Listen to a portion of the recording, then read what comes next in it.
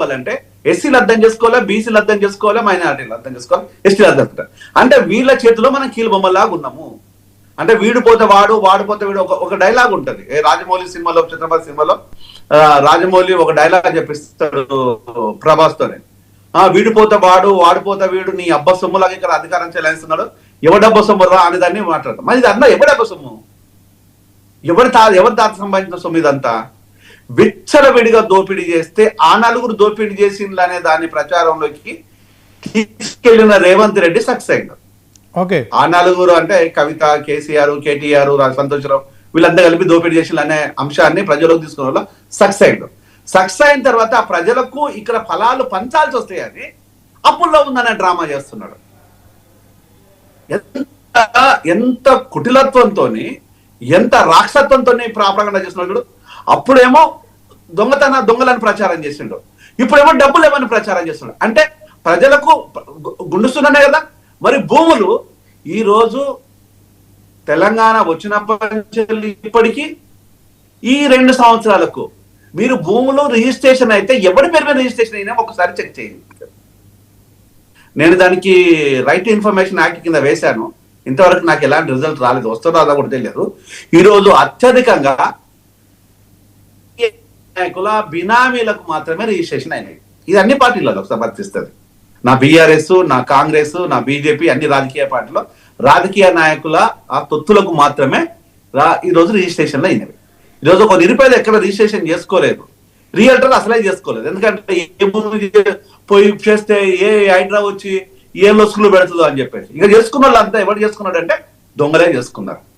అంటే ఇంత కఠినంగా, కఠోరంగా వాళ్ళు స్పష్టంగా ఉండి అధికారాన్ని చేయించుకొని ఎంజాయ్ చేస్తుంటే మరి ఈరోజు ఎస్సీలు, ఎస్టీలు, బీసీలు, మైనార్టీలు సిగ్గుపడాల్సింది వీళ్ళు కదా, ఓట్లు వేసేసేది వీళ్ళే కదా. అదే నువ్వెవడరా ఓటు వేయడానికి, నీకెందుకు వేయాలి, మా ఓటు మేమే వేసుకుంటాం అని చెప్పేసి మళ్ళీ ఎవరికో కొనుక్కు కొట్టం కానీ బ్రోకర్లకు ఓట్లు వేద్దు, ఎవరికి వాళ్ళు. ఇప్పుడు మా శివకుమార్ గారు కావచ్చు, మా తమ్ముడు రామ్మూర్తి కావచ్చు, ఇంకా నాయకులు చాలా మంది ఉన్నారు. వీళ్ళుగా ఈవెన్ ఇండిపెండెంట్ గా ఉన్నా కూడా గెలిపించుకునే సత్తా ప్రజలకు ఉన్నది. మరి ఎందుకు చేయట్లేదంటే బ్రోకరిజానికి అలవాటు కొంతమంది నాయకులు, ఇదే కులాలలో కొంతమంది బ్రోకర్లు ఉన్నారు. నా ఎస్సీలలో ఉన్నారు, నా ఎస్టీలో ఉన్నారు, నా బోస్. ఈ బ్రోకర్ గాళ్లను నిజంగా బట్టలు ఊడదీసి కొట్టాలని ఎవరన్నారు ఈ మాట అంటే మన పవన్ కళ్యాణ్ కాంగ్రెస్ నాయకులను ఉద్దేశించి మాట్లాడింది అప్పుడు. మరి దాన్ని ఎట్లా కొడతారో నాకు తెలియదు. మరి ఇప్పుడు అదే కాంగ్రెస్ తోనే ఇప్పుడు మనోడికి మంచి బంధాలే ఉన్నాయి. ఎవరికి?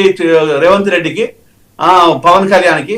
దానికి మన సాక్షాత్తు మన చిరంజీవిని హెలికాప్టర్ లో పట్టుకురావడమే చూసాము గ్లోబల్ సమ్మిట్ అంటే. ఈరోజు ఇదే బట్టలు ఇప్పిడిసి కొట్టాలి అన్నప్పుడు అప్పుడైనా మనం తెలియ రావాలి కదా.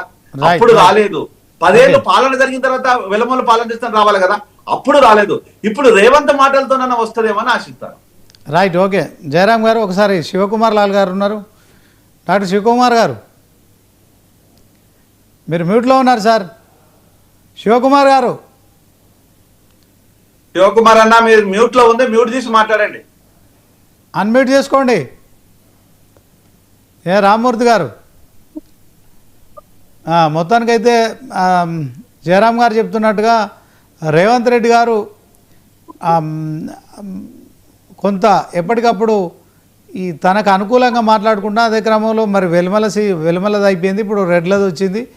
బీసీలను, ఎస్సీలను, ఎస్టీలను కొంత మరి కట్టడి చేస్తే అందుకే వీళ్ళు ఇట్లా డైవర్ట్ చేస్తున్నారు అనుకోవచ్చా? ఏం చెప్తారు?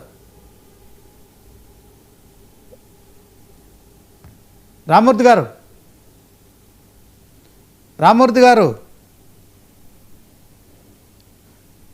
ఓకే, జయరామ్ గారు వాళ్ళిద్దరికీ ఏదో టెక్నికల్ ప్రాబ్లం ఉన్నట్టుంది, చెప్పండి.